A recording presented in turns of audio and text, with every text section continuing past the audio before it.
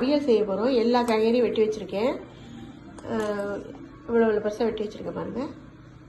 எல்லா காய்கறியும் முருங்கைக்காய் அவியலுக்கு, காய்கறி அவியலுக்கு பாருங்க, முருங்கைக்காய் தான் இதில் நிறைய போட்டிருக்கேன்.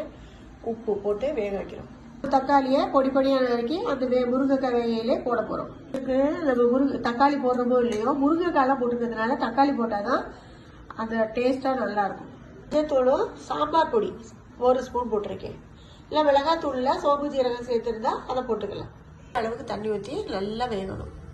பொரிச்சோட வெங்காயம் மிளகாவும் போட்டு தாளிக்க வேண்டியதான். மிளகாலாம் வதங்கியே கொஞ்சமாக பெருங்காயம், நிறையா இல்லை, கொஞ்சம் வெங்காயம் மிளகா தாளிக்க வச்சு இதை அப்படியே கொட்ட வேண்டியதான்.